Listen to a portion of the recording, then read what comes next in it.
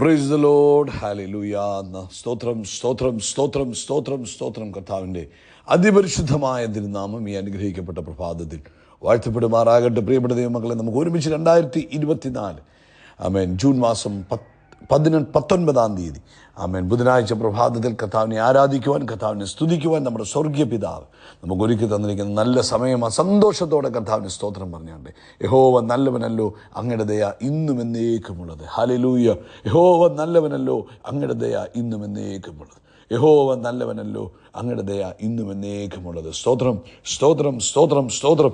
എല്ലാവരും അല്പസമയം കർത്താവിന് സ്തോത്രം പറഞ്ഞ് നിങ്ങളുടെ കൈകളൊക്കെ ഒന്ന് ഉയർത്തി കർത്താവിന് മഹത്വം കൊടുത്തേ. കഴിഞ്ഞ പകൽക്കാലം മുഴുവൻ കർത്താവ് നമ്മളെ കാത്തു പരിപാലിച്ചില്ലേ? സ്തോത്രം സ്തോത്രം സ്തോത്രം സ്തോത്രം സ്തോത്രം. രാത്രി നല്ല ഉറക്കം തന്ന് അനുഗ്രഹിച്ചില്ലേ? സ്തോത്രം സ്തോത്രം സ്തോത്രം സ്തോത്രം സ്തോത്രം. ആരോഗ്യത്തോടെ സൗഖ്യത്തോടെ നമ്മളെ ഉണർത്തിയില്ലേ? നന്ദിയോടെ സ്തോത്രം സ്തോത്രം സ്തോത്രം സ്തോത്രം സ്തോത്രം സ്തോത്രം. ഈ പകൽക്കാലം ക്രിസ്തുയേശുവിൽ നമ്മളെ ജയോത്സവമായി നടത്തുന്ന കർത്താവിന് ആനന്ദത്തോടെ സ്തോത്രം ചെയ്യാം. Hallelujah hallelujah hallelujah. കർത്താവിന് മഹത്വം കൊടുത്തേ. എത്ര നല്ല ദൈവമാണ് നമ്മുടെ കർത്താവ്. ആമേൻ. നന്ദിയോടെ സ്തോത്രം, നന്ദിയോടെ സ്തോത്രം, നന്ദിയോടെ സ്തോത്രം, നന്ദിയോടെ സ്തോത്രം, നന്ദിയോടെ സ്തോത്രം ചെയ്യുന്നു. കർത്താവിന് മഹത്വം, കർത്താവിന് മഹത്വം. ആമേൻ. 54-ാം സങ്കീർത്തനം അതിന് 4-ാമത്തെ വാക്യം പറയുന്നു, ഇതാ ദൈവം എൻ്റെ സഹായകനാകുന്നു, കർത്താവിൻ്റെ പ്രാണനെ താങ്ങുന്നവരോടുകൂടെയുണ്ട്. 6-7 സ്വമേധാദാനത്തോടെ ഞാൻ നിനക്ക് ഹനനയാഗം കഴിക്കും. യഹോവേ, അങ്ങയുടെ നാമം നല്ലതേ എന്ന് ചൊല്ലി ഞാൻ അതിന് സ്തോത്രം ചെയ്യും. അങ്ങനെ സകല കഷ്ടത്തിൽ നിന്ന് വിടുവിച്ചിരിക്കുന്നു. എൻ്റെ കണ്ണ് എൻ്റെ ശത്രുക്കളെ കണ്ട് രസിക്കും. ആമേൻ. നമുക്ക് ഒരുമിച്ച് പ്രാർത്ഥിക്കാം. എല്ലാവരും പ്രാർത്ഥനയ്ക്കായിട്ട് നിങ്ങളുടെ കണ്ണുകളെ അടച്ചാട്ടെ.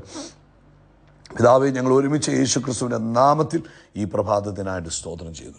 കഴിഞ്ഞ പകൽക്കാലം കാത്തു പരിപാലിച്ചല്ലോ, നന്ദി കർത്താവേ. രാത്രി നല്ല ഉറക്കം തന്നല്ലോ, സ്തോത്രം. ഈ പകൽക്കാലം അങ്ങ് അത്ഭുതമായി ഞങ്ങളെ നടത്തുന്നതിന് സ്തോത്രം. ഇന്ന് ഈ ശബ്ദം കേൾക്കുന്ന ഈ മക്കളെ എല്ലാവരെയും ഞങ്ങളുടെ കരങ്ങളിലേക്ക് ഏൽപ്പിക്കും. നസറേനായ യേശു ക്രിസ്തുവിൻ്റെ നാമത്തിൽ ഞാനിവരെ അനുഗ്രഹിക്കുന്നു. കർത്താവേ, ഇവരുടെ കുടുംബജീവിതം സന്തോഷപൂർണ്ണമാകട്ടെ. ഇവരുടെ കുടുംബജീവിതം കാണുന്നവർ ദൈവത്തിന് മഹത്വം കൊടുക്കണം.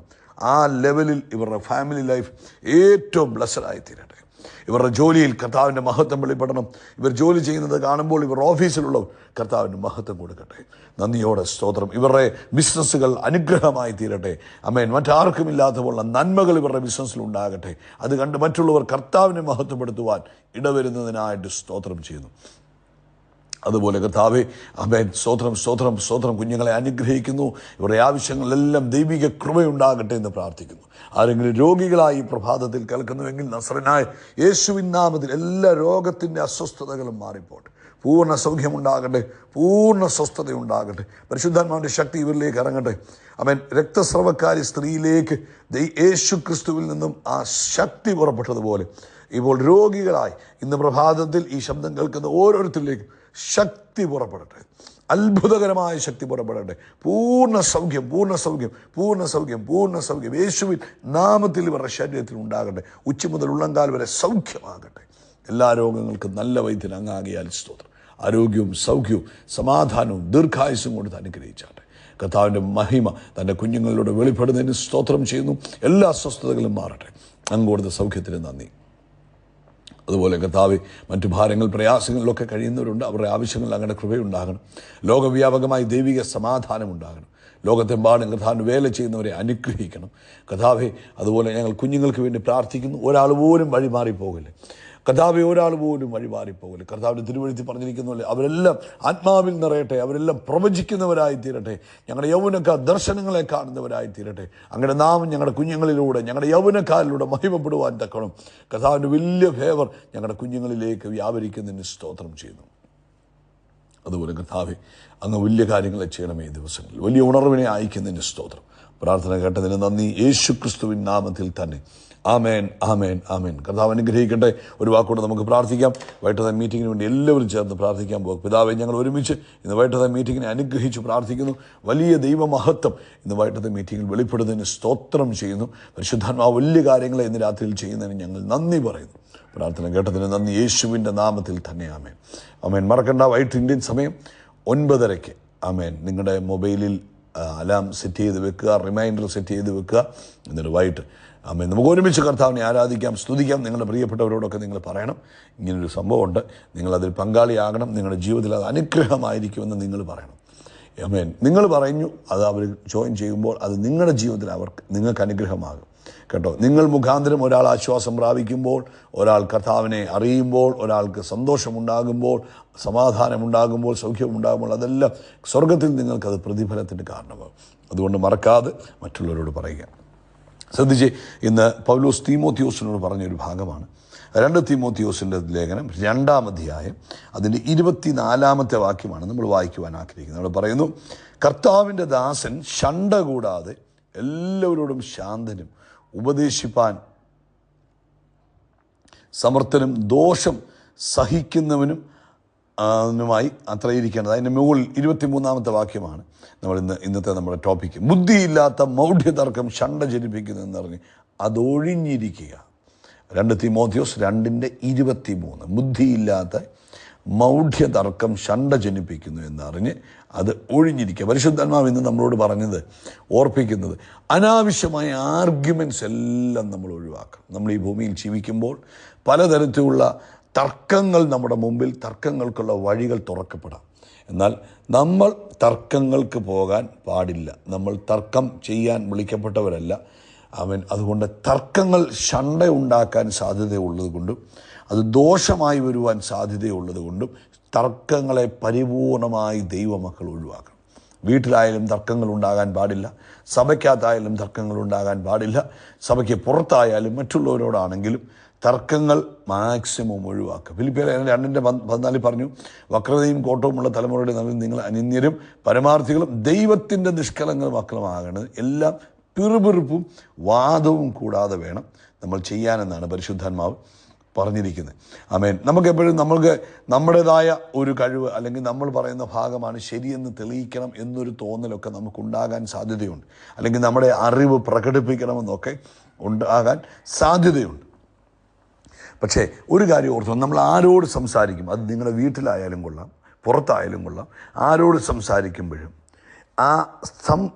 നമ്മുടെ ആ ഡിസ്കഷൻ അതിര് കടക്കുന്നു, അതൊരു തർക്കത്തിലേക്കും അല്ലെങ്കിൽ അത് മുന്നോട്ട് പോകുന്തോറും അതൊരു കലഹത്തിന് കാരണമാകുന്നു എന്ന് തോന്നുന്നുവെങ്കിൽ അത് ആ സെക്കൻഡിൽ തന്നെ അത് നിർത്താൻ പഠിക്കണം. അത് ഭാര്യയും ഭർത്താവും ആണെങ്കിലും കൊള്ളാം, അപ്പനും മക്കളും ആണെങ്കിലും കൊള്ളാം, അയൽവാസികളായിട്ടാണെങ്കിലും കൊള്ളാം, ആരുമായിട്ടാണെങ്കിലും നമ്മൾ വാഗ്വാദത്തിനും തർക്കത്തിനും പോയി ഒരു ശണ്ടയോ കലഹമോ ഉണ്ടാകരുത്. അത് ദൈവവചനം ആഗ്രഹിക്കുന്നു. ഹല്ലേലൂയ, സ്തോത്രം, സ്തോത്രം. നമ്മൾ സംസാരിച്ചുകൊണ്ടിരിക്കുന്നത് നമുക്കറിയാമല്ലോ, പെട്ടെന്ന് 2 വർഷത്തുള്ളവർക്ക് പെട്ടെന്ന് ഒരു ചൂട് വരുന്നു. നമ്മൾ എന്നാ പറയുന്നത്, തർക്കം ഭയങ്കര കട്ടിക്കാകുന്നു, നമുക്ക് ദേഷ്യം വരുന്നു, നമ്മൾ ചിലപ്പം എന്തെങ്കിലുമൊക്കെ പറയാൻ തോന്നുന്നു. അപ്പോഴത്തേക്കും എന്ത് ചെയ്യുന്നു? വേദോസം നമ്മളെ പഠിപ്പിക്കുക, തർക്കിച്ച് വഴക്കുണ്ടാക്കാൻ പോകല്, ശണ്ടയിടാൻ പോകല്, അത് ദോഷത്തിന് കാരണമാകാൻ സാധ്യതയുണ്ട്. അതുകൊണ്ട് എന്ത് ചെയ്തേക്കണം? അവിടെ വെച്ചേ അതങ്ങ് നിർത്തിയേക്കണം. വേദോസം കൃത്യമായിട്ട് പറഞ്ഞു. അതുകൊണ്ടാണ് പറഞ്ഞത്, തർക്കം ശണ്ട ഒക്കെ ഉണ്ടാക്കാൻ സാധ്യതയുള്ളത് കൊണ്ട് നമ്മൾ എന്ത് ചെയ്യണം? നമ്മളത് നിർത്തിയേക്കണം. നമ്മളെ വിളിച്ചത് സ്നേഹിക്കുവാനും ദയവുള്ളവരാകുവാനും താഴ്മയുള്ളവരാകുവാനും മറ്റുള്ളവരെ ബഹുമാനിക്കുവാനുമാണ്.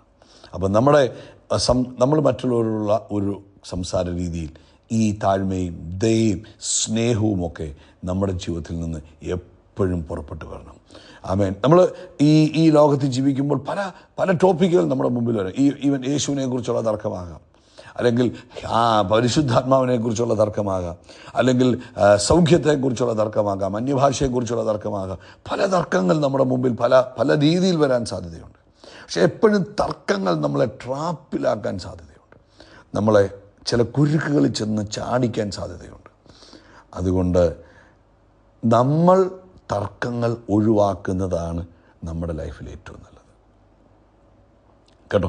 അതുകൊണ്ട് ഇന്ന് ഈ സന്ദേശം കേൾക്കുന്ന നിങ്ങളുടെ കുടുംബത്തിനകത്തായിക്കോട്ടെ, നിങ്ങളുടെ ജീവിതത്തിലായിക്കോട്ടെ, ആമേൻ, എന്നും നമ്മുടെ കർത്താവിനെ നോക്കി, കർത്താവ് പീലാത്തോസിനോട് തർക്കിക്കാൻ പോയോ?